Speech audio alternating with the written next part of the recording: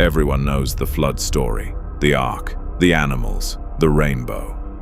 But what happened next is the part nobody tells.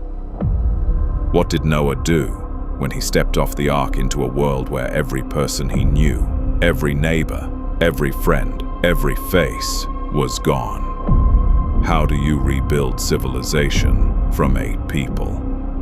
What happened to Noah's sons, and how their choices shaped every nation on earth today? And what happened to Noah himself in the silence after the storm is one of the most uncomfortable stories in Scripture. This is the part of the flood story that changes everything.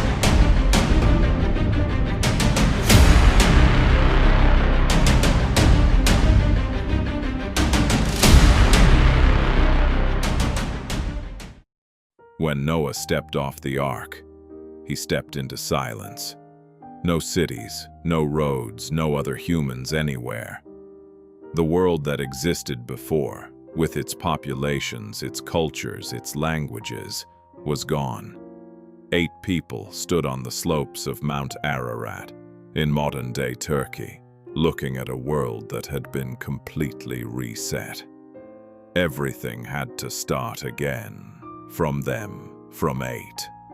The first thing Noah did was not practical. He did not build a shelter. He did not plant food. He did not organize his family. He built an altar, and he worshipped.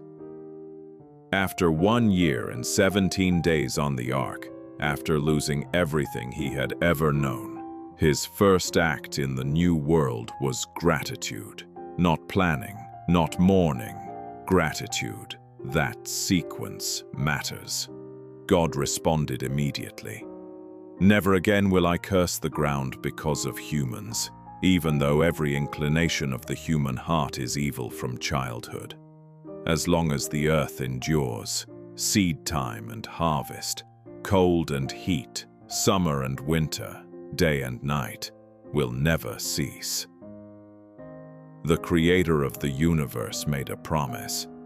Not because humanity had changed, but because he had decided to deal with them differently. Grace, not because we deserve it, but because he chose it. Then God made the most comprehensive covenant in Scripture. Not just with Noah, not just with humanity, with every living creature, with the earth itself. I now establish my covenant with you and with your descendants after you, and with every living creature that was with you, birds, livestock, and all wild animals, every living creature on earth. The animals were included in God's promise to never again destroy all life by flood. And he gave a sign. I have set my rainbow in the clouds, and it will be the sign of the covenant between me and the earth. Whenever I bring clouds over the earth and the rainbow appears in the clouds, I will remember my covenant. The rainbow was not new. Light refracted through water had always created rainbows. But God assigned it new meaning, a physical phenomenon given eternal significance. Every rainbow you have ever seen is a reminder of a promise God made to 8 people, standing on a mountain in an empty world. Archaeologists studying ancient cultures around the world have found something remarkable. Nearly every ancient civilization, regardless of location, has a flood story, and nearly all of them include a covenant or promise made after the flood.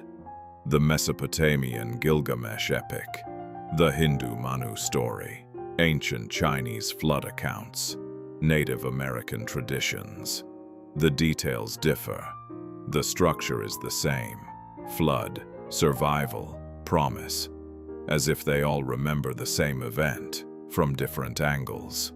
God established new rules for human civilization. Before the flood, humans were vegetarian. I give you every seed-bearing plant and every tree with fruit. They will be yours for food. After the flood, that changed. Everything that lives and moves about will be food for you.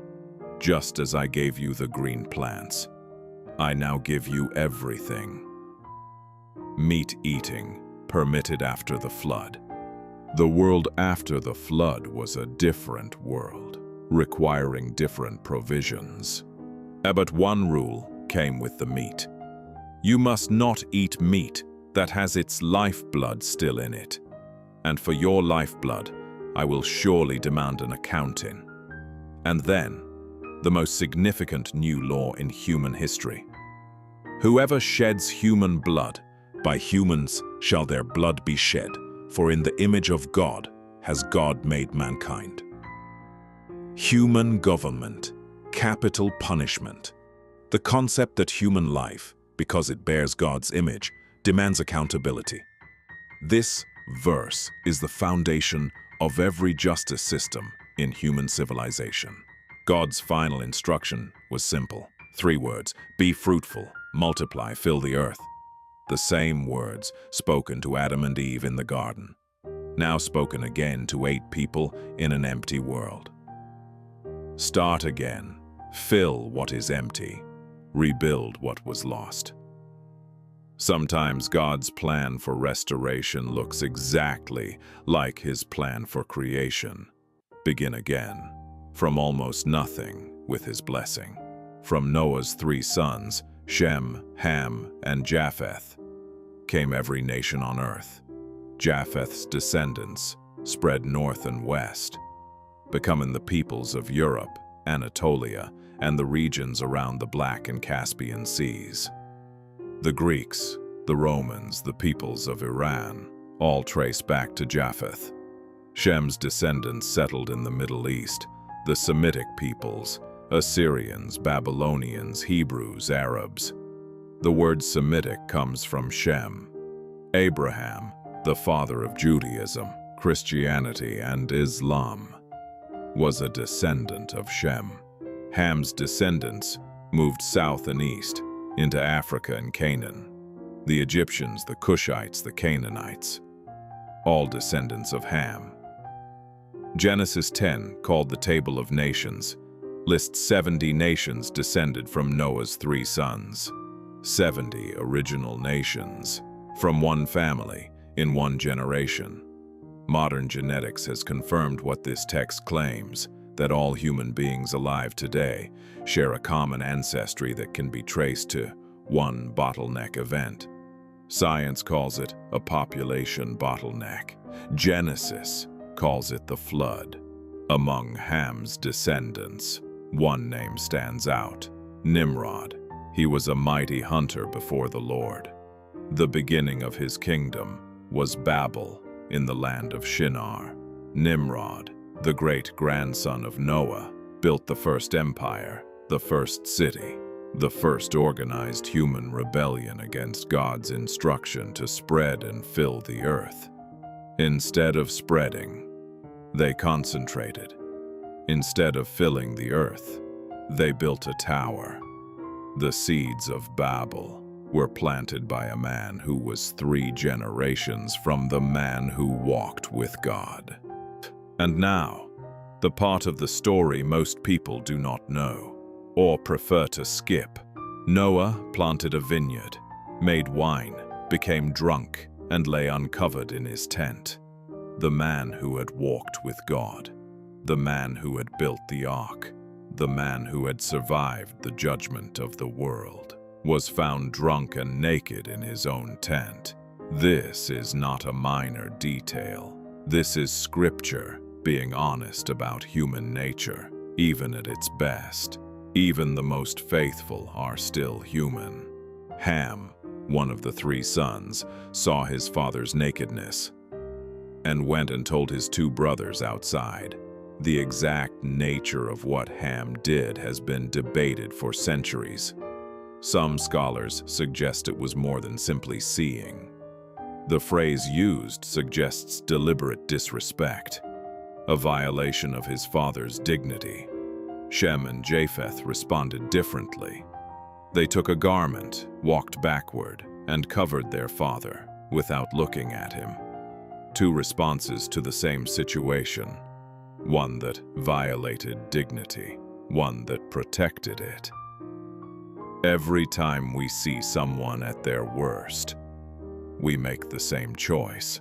When Noah awoke and learned what Ham had done, he spoke a curse and a blessing that would echo through generations. Cursed be Canaan. Lowest of slaves will he be to his brothers. Praise be to the Lord, the God of Shem. May Canaan be the slave of Shem. May God extend Japheth's territory. May Japheth live in the tents of Shem. These words, spoken by one man in one tent, shaped the relationships between nations for centuries. The words of a father, spoken in his worst moment, had consequences his children lived with for generations. The tower that defied heaven. Not long after the flood, the descendants of Noah began moving eastward. They settled in a plain in the land of Shinar, modern Iraq, and made a decision that changed the course of history.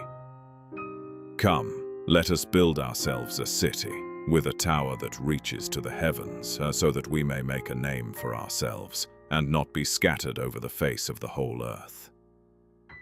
3 motivations. 1 city, 1 name, 1 refusal to spread. All 3 directly against what God had commanded. God's response is remarkable. Come, let us go down and see what they are building. If as one people speaking the same language they have begun to do this, then nothing they plan to do will be impossible for them. Come, let us confuse their language, so they will not understand each other. God's concern was not the tower. It was unified humanity pursuing the wrong direction, together, without limit. The confusion of languages was not punishment. It was redirection, forced dispersion, toward the mandate he had already given. Fill the earth. Linguists have long puzzled over the origin of human languages. There are approximately 7,000 languages spoken on Earth today. They can be grouped into roughly 20 major language families. The interesting question is not why there are so many languages, but why so many of them share structural similarities that suggest a common origin. Proto-world theory, the idea that all human languages descend from one original language, is taken seriously by some linguists. Genesis says there was one language. At Babel, it divided. The languages we speak today are the scattered remains of what was once whole. 950 years, the end of an era. Noah lived for 350 years after the flood. 950 years total. The third longest life recorded in Scripture, after Methuselah and Jared. Think about what he witnessed in those 350 years after the flood. He saw the earth repopulate. He saw cities rise. He saw Nimrod build Babel. He saw the tower. He saw the languages divide. He saw his descendants spread across the face of the earth. He watched civilization begin again, from the 8 people who stepped off his ark. The Bible records Noah's death in 4 words. Then Noah died. No death scene, no final speech, no recorded last words. Just, then Noah died. The man whose obedience saved humanity, whose ark preserved every species on earth, whose covenant with God still holds today, died as every other human dies, quietly, after a long life, without fanfare. Faithfulness does not always end dramatically. Sometimes it just ends, after a long obedience in the same direction. But Noah did not simply die. He left something behind. Every person alive today, every human being on earth, approximately 8 billion people, is a descendant of Noah. Not symbolically, literally, Every nation, every race, every culture, every language, all from 8 people, all from one man who believed God when no one else did. The most impactful person in human history, apart from one, maybe a man who built a boat because God told him to.